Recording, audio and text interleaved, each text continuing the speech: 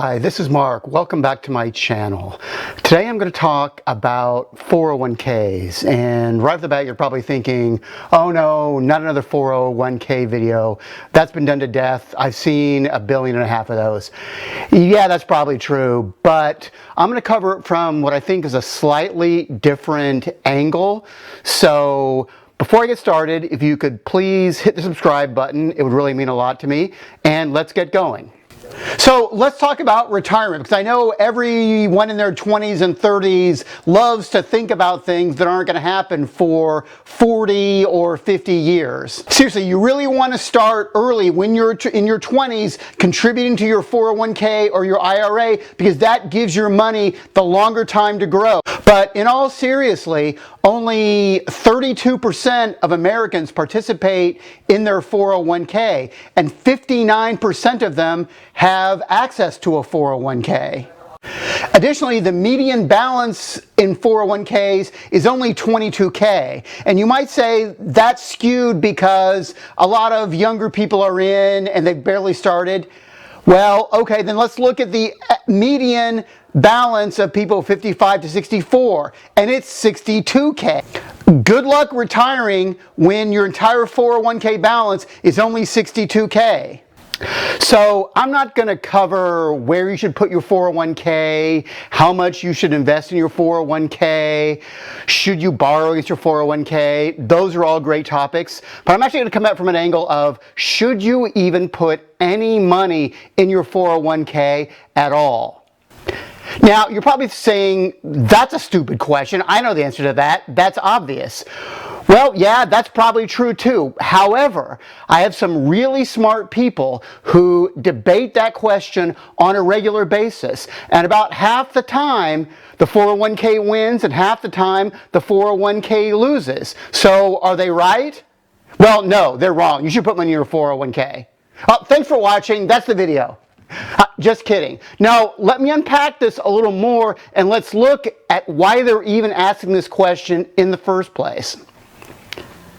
Now, first, for a little background, these people are very sophisticated, very smart investors. They're real estate professionals. Their day job is real estate investing. They are full-time real estate investors. They know more about their real estate market and their niche in real estate than I could ever know. However, they're not really stock guys.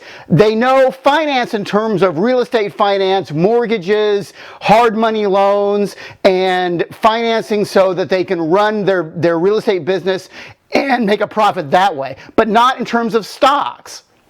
And since they're really successful, their mentality is, why should I put money in my 401k? Any dollar that I put into a 401k is a dollar that I'm not investing in real estate, and that's a dollar that I could have done better with. And maybe they're right. However, let's take a look at the 401k and let's see what the benefits are. Now, for me, the first benefit is diversification. I love real estate. I've got a lot of my money in real estate, a whole lot of my net worth in my real estate. Now, not as much as the people who are having this debate, but still a lot. However, I do believe in diversification. Real estate can go down. There can be problems. There was a big problem back in 2008 with a lot of real estate. So investing in stocks gives you some diversification. So it also, real estate is very illiquid. It's not easy to get your money out if you need it.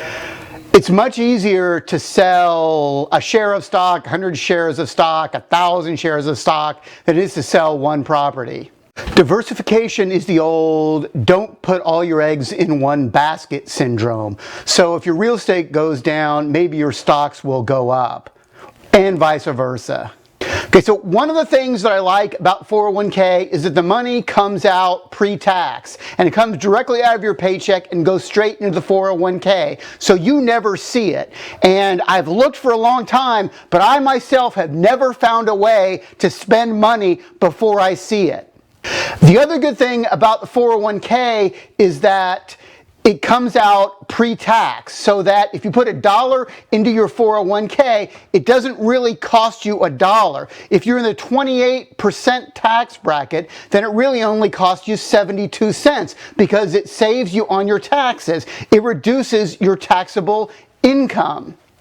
But the best part of the 401k for me is if your company offers you a company match, and many do, up to 3% of what you put in or 5%, that's free money.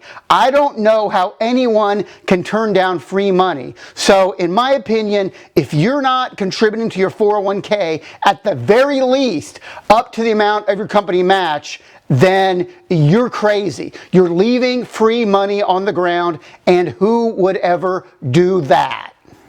Okay, so what if your company doesn't offer a 401k match, or you don't have a 401k at all, in which case you would have availability to put money into your IRA? Should you do it?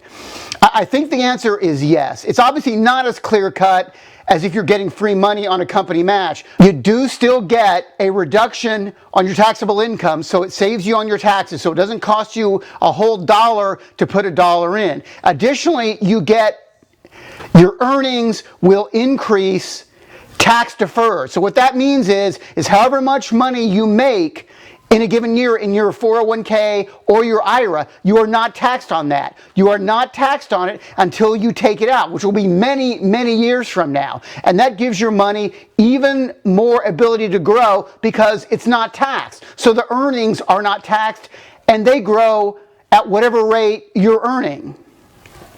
To 401k or not to 401k? That is the question. And I hope that we answer that question for you today. I'm Mark, and I appreciate your being here. If you have any questions or suggestions for future videos, please leave them in the comments below. If you haven't already hit that subscribe button, if you do that for me, I would really appreciate it on your way out. And I'll see you next time. Thanks for coming.